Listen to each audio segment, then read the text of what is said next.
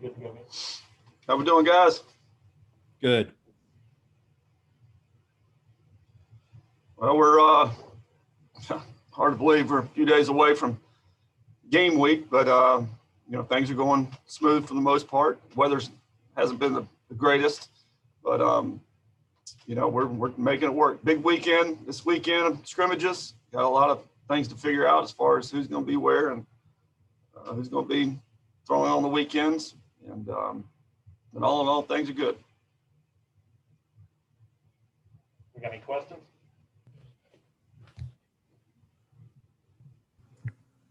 You mentioned, I guess, figuring out who's going to be throwing in the weekend. I guess how many guys do you kind of have that group down to now that you're picking from who's going to be those opening weekend starters? It's still those 7 that we were building up. And, again, like I said, last time we talked, it's a lot easier to back them down than it is to speed them up, build them up. So, that's what these 3, big 9-inning scrimmages this weekend starting today, is going to tell us. And the only thing I'm willing to disclose when it comes to, is Parker Messick being somewhere in the, top 3. And again, I want to see guys that see if they can hold their velocity and, into the later innings. And this is the last chance for that to happen. Guys, obviously, you're building them up. And so these guys will be going 65, 70 pitches. Do you have somebody in mind as a closer, or do you think you might end up using multiple players as closers? I'd rather not do that, but, we got a good problem, and that's a lot of them. And, there's literally, 3 guys that are in the mix to do it. We feel like can do it. But, again, I want to put them, those guys, the relievers, they got 2 more opportunities. So we'll kind of put some in tough situations and, we can make it a smaller strike zone. We can do some stuff to see how they react and also stack the deck with hitters that we want in there. It's that time of the year to really find out who can do it. Meet with Robbie Martin's physical transformation. How did those conversations come about? Was that him coming to you guys going to him? And how did that go? Well, it was, anytime you have exit meetings, obviously after COVID, it was, via phone, but, we said you got to be a little bit light on your feet, to be a better defender, to be a better runner, make yourself more valuable. And, he took it to heart, and he's a smart guy that knew he needed to do it. And he's been playing very well. How impressive is it for a guy to take it upon himself and do that with COVID and everything that comes with it, as far as them being away from the weight room? Yeah.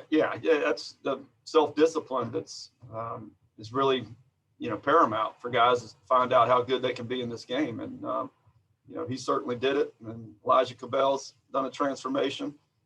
Jackson Green looks better. Dylan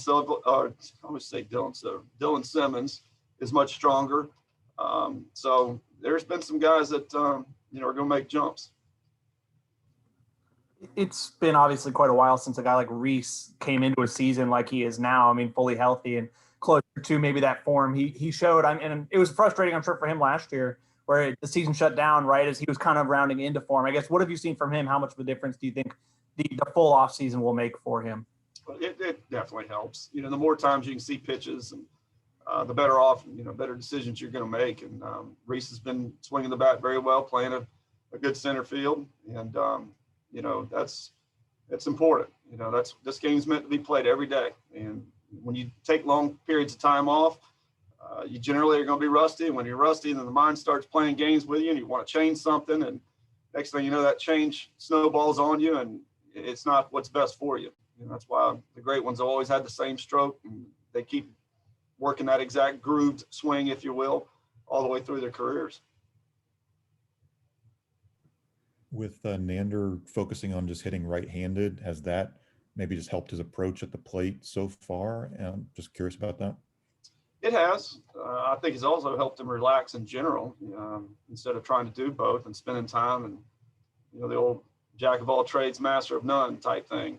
He's playing well, and we just got to get them all in the right spots.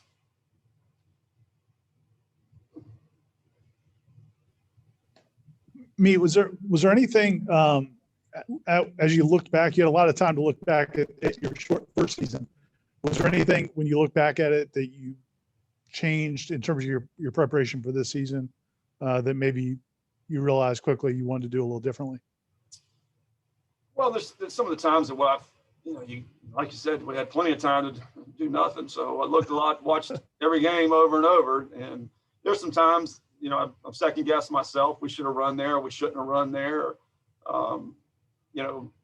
Just pitching changes when, should have, should not have, stuff like that. You're always, self-scouting yourself.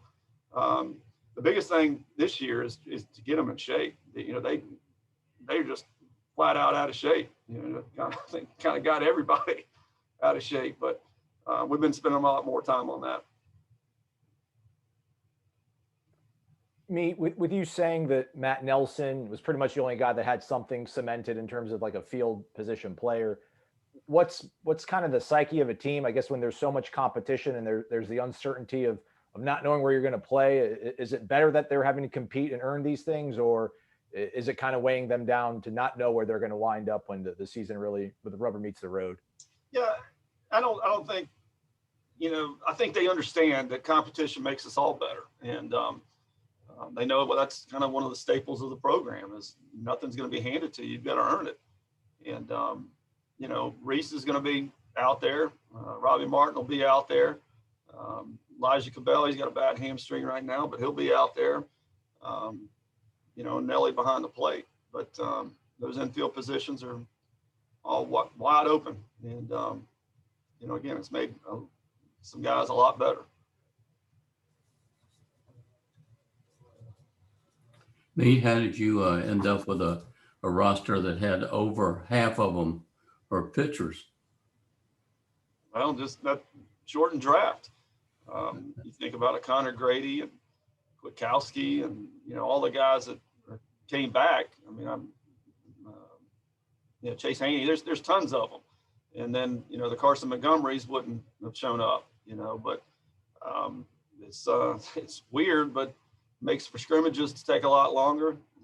But, it's a very, very talented pitching staff. And yes, there are a lot of them.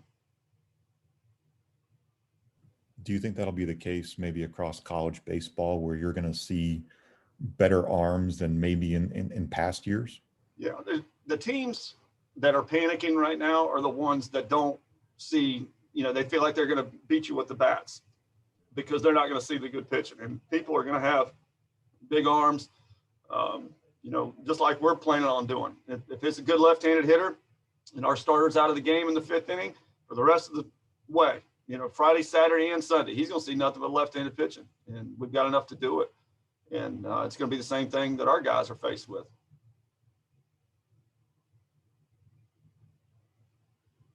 Anything else for Coach? Okay.